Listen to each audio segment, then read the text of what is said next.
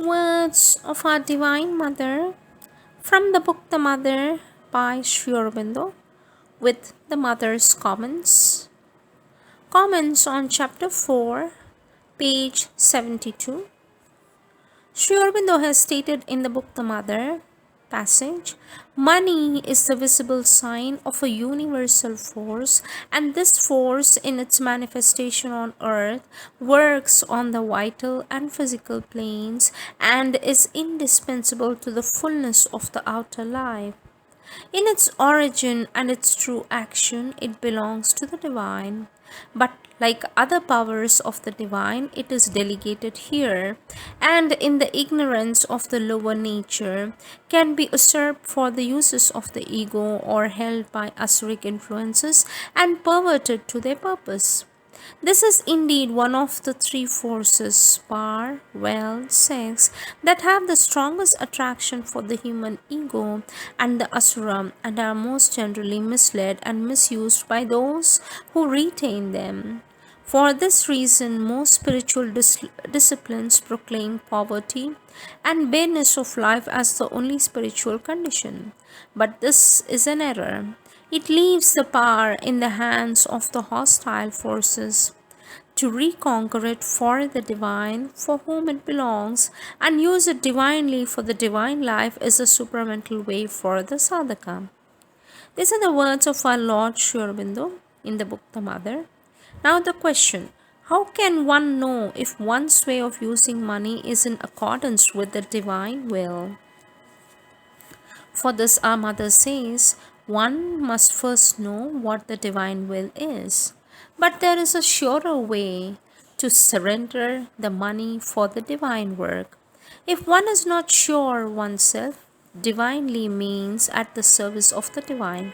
It means not to use money for one's own satisfaction, but to place it at the divine's service. Sri Aurobindo speaks of a weak bondage to the habits that the possession of the riches creates. For this, our mother says, when you are rich and have a lot of money to spend, generally you spend it on things you find pleasant, and you become habituated to these things, attached to these things, and if one day the money is gone, you miss it.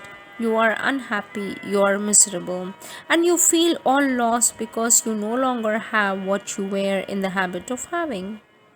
It is a bondage, a weak attachment. He who is quite detached, when he lives in the midst of these things, it is well with them. When these things are gone, it is well also. He is totally indifferent to both. That is the right attitude. When it is there, he uses it. When it is not, he does without it. And for his inner consciousness, this makes no difference. That surprises you, but it is like that. Next question. If one has the power to acquire a lot of money, does this mean that one has a certain control over the terrestrial forces? For this, our mother says, this depends on how much one acquires it. If you get it by foul ways, that does not mean that you have a control. But if someone scrupulously doing his duty sees that money comes to him, it is evidently because he exercises a control over these forces. There are people who have the power of attracting money and they haven't the least need to practice dishonesty to get it. Others, even to get few pennies, must make all sorts of contrivances more or less clean. So one cannot say, we see a rich man and think he must be exercising a control over the forces of money. No, not necessarily. But if a man remains perfectly honest, and does what he thinks is his duty without caring to acquire money, and yet money comes to him, evidently he has a certain affinity with those forces. Next question. It is said one cannot make a heap without making a hole. One cannot enrich oneself without impoverishing someone else. Is this true? For this, mother says that is not quite true. If one produces something instead of an impoverishment, it is enrichment. Simply one puts into circulation in the world something else having a value equivalent to that of money.